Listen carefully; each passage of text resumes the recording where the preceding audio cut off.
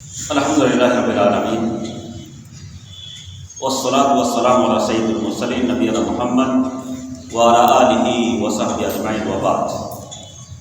اعوذ باللہ من الشیطان الرجیم، بسم اللہ الرحمن الرحیم۔ شہر رمضان الذی انزل فیہ القرآن ھدی للناس وبینات من الھدی والفرقان۔ محترم حاضرین، اللہ رب العزت کا حمد و شکر ہے، ذات باری کی توفیق سے مبارک مہینہ ہم پر سایہ فغن ہے۔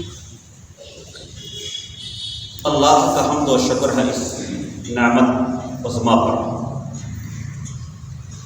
اس مہینے کو پانے کے لیے مومنوں کو خوش ہونا چاہیے، فرحت و مسرت کا اظہار کرنا چاہیے۔ قرآن کریم کے اندر ارشاد ہے، قل بفضل اللہ وبرحمتہ،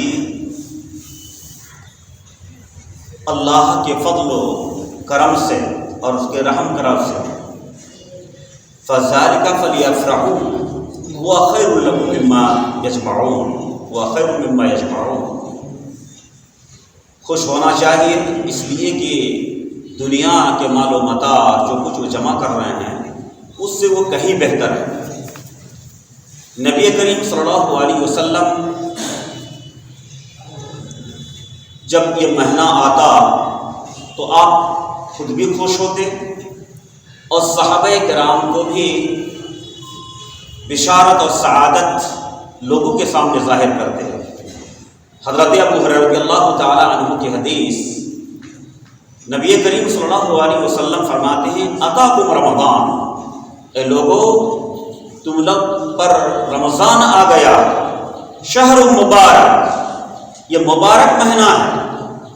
دوستو، یہ بات آپ کو یقین سے جاننا چاہیے کہ ہر وہ چیز، ہر وہ کام جس سے اللہ کے رسول مبارک بتا رہا ہو، ببرکت بتا رہا ہو، اس سے بڑھ کر کے دنیا کی کوئی چیز خیر و برکت کی نہیں ہو سکتی۔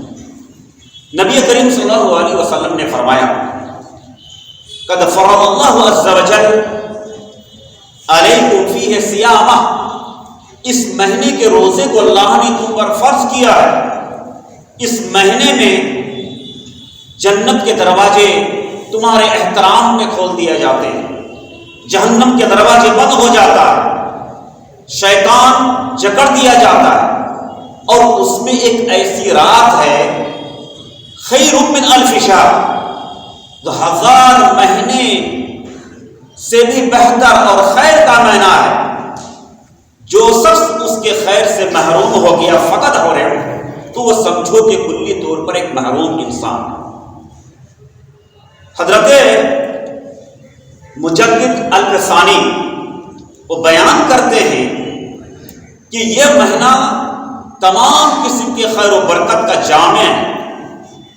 ایک انسان سال بھر میں جتنے بھی خیر و برکت وہ حاصل کر رہے ہیں، اس مہینے کے سامنے اس کی مثال ایسی سمجھو جیسے ایک سمندر کے سامنے پانی کا ایک قطرہ ہے۔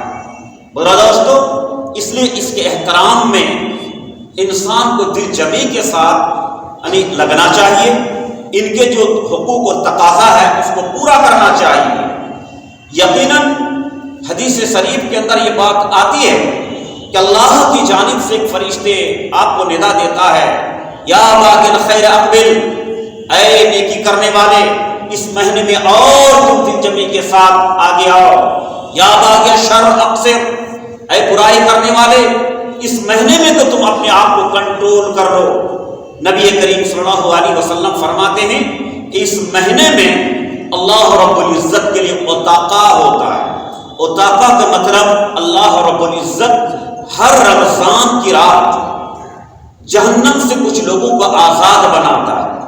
دوستو، اگر جہنم سے آزادی مل گئی تو ایک انسان کے لیے اس سے بڑھ کر کے کوئی کامیابی نہیں ہے۔ قرآن کریم کے اندر ارشاد ہے، فمن زحزح عن النار وادخل الجنہ فقد فاز، جو شخص جہنم سے بچا لیا گیا، جنت کے مستحق قرار دیا گیا، یہی ان کی کامیابی ہے۔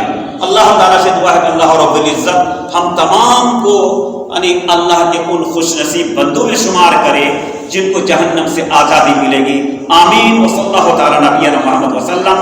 والسلام علیکم ورحمۃ اللہ وبرکاتہ.